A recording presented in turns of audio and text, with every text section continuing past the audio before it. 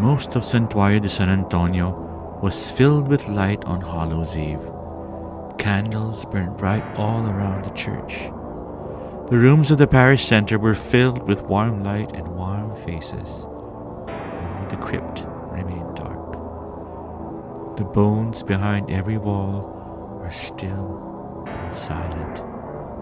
It was a dark place, and whatever walked in the crypt walked alone, just like you. So, anybody? Anyone at all? No?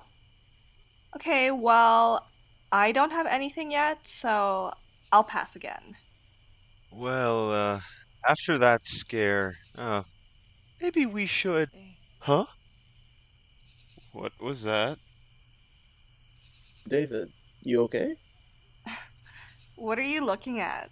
There's nothing there. You, look a little spooked out.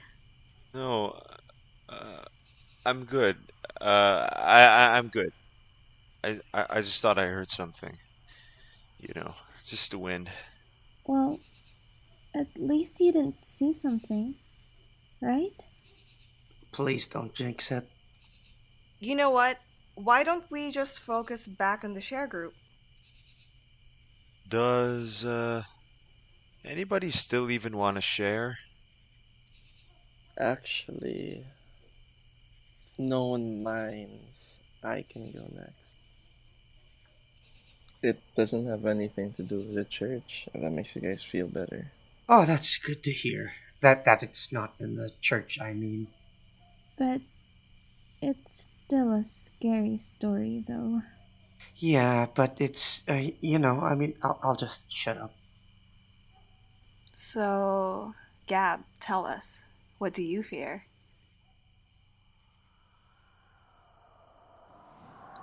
Inside each person is something for us to fear. We are content not to dive deep into the oceans of other people, frightened of what might be lurking down in those dark waters. If I never opened my mouth, never asked a question, there might have been nothing to fear in the blue room. The room which was blue was mine. Each of the walls was painted a light sky blue, and a large window was set into one of them. My bed stood in the corner of the room with a black couch across from it. A leather armchair sat across from the window. And the view wasn't blocked by the black curtains. The window overlooked a wide, open field. And although the field was big enough for 4 large houses, it's been empty ever since my family moved here when I was a kid. Aside from the grass blowing in the breeze, I never saw anything move there. And if anything did move, it moved unseen. It was late in the afternoon when the 4 of us arrived in the blue room. Looking out the window, the sky was a deep orange, and the swaying grass made the field look like a large stage of dancing shadows. I sat on my bed while my brother Anton and his friend Richie sat on the couch across the room. Richie's little sister Mina lounged in the armchair across the window. It was one of those afternoons, the kind where friends talk about anything and everything, and I didn't want it to end. We talked about school. Anton would be enrolling in Ateneo High School the next year. I'd be a senior in Ateneo High School that year, and we both joked about how weird it would be to see each other on campus. Richie was telling us how he'd been studying for the LaSalle entrance exam. He shifted the conversation to sports when he told us he was actually being scouted for the LaSalle basketball team. And I was never really a huge sports fan, but I tried to keep up in the conversation. Richie started talking about these moves he'd been practicing, and Anton mentioned his favorite players. It occurred to me, though, that Mina hadn't said anything. I told them my dad had been teaching me how to drive earlier that year, and they asked me if I felt nervous behind the wheel. I told them that shifting gears was confusing, but now it's getting better. Mina was still dead silent. We talked more and more about our family and friends and the last of our waning summer day plans. But the longer the conversation went on, the more Mina's silence fell upon the room. It must have been bothering the others as well, for the unease in their faces was palpable. I could see their eyes slowly moving to look at the armchair and then quickly pull back. I felt like we were little children sitting under a tree where more and more crows would flock to. None of us wanted to look up at all the black feathers and the black eyes staring at us. None of us wanted to look at the girl in the armchair. A glance. A glance was all I tried to steal, just a glance. My eyes darted to the armchair, but I couldn't pull them back. What I saw sent a shiver down my spine. Mina was curled in the armchair, her arms tightly hugged her knees closely to her chin. Her skin had gone a pale white and her eyes were huge and staring. I could feel the words hanging in my mouth. I wanted to tell her a joke, ask her how her summer had been or how school was. Instead, I leaned over and I asked her, "Is something wrong?" "There's something out in the field," she whispered. I turned and followed her gaze out the window. The grass swayed in the light of the afternoon, but there was nothing in that field. There was nothing at all. From the couch, Richie leaned over and asked, "Ate, what do you see?" "There's a man in black," she said, tears forming in her eyes. "He's walking this way." Looking out into the field, I imagined something unseen tiptoeing towards my window.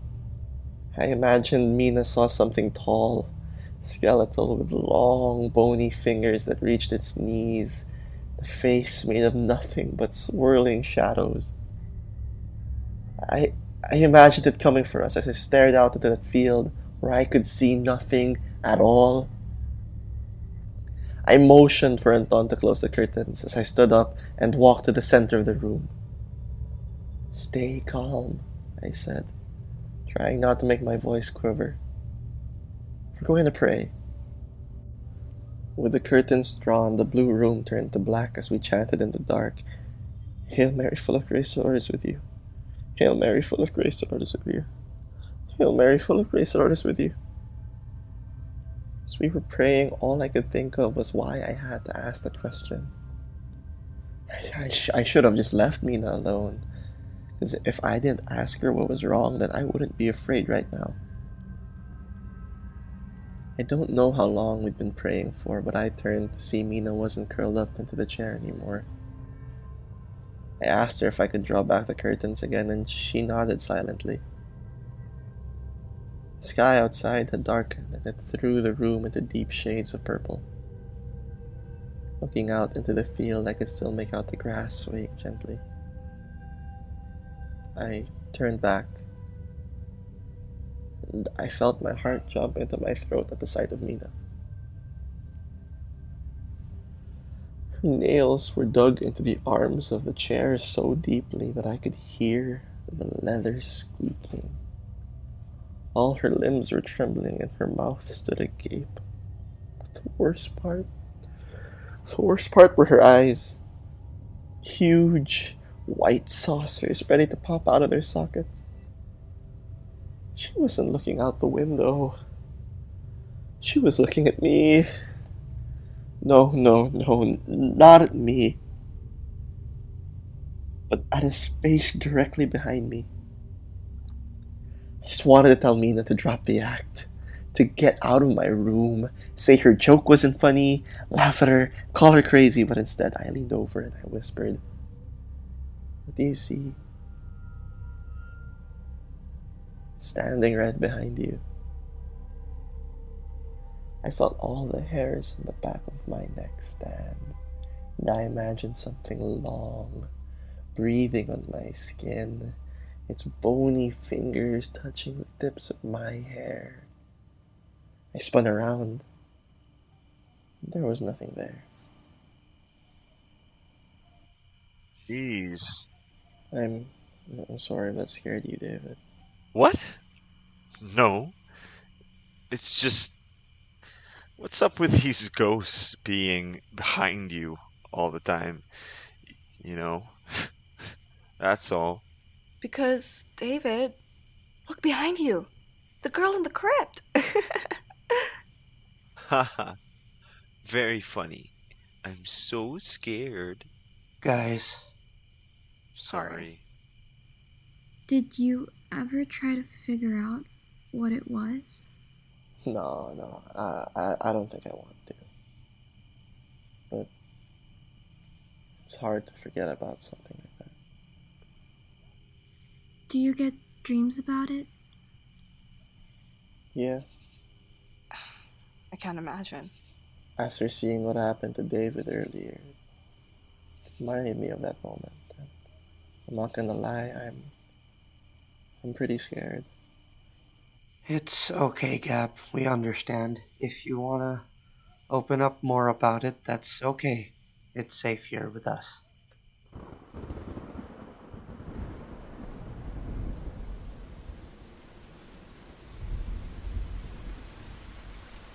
Oh, wow. That's totally not creepy.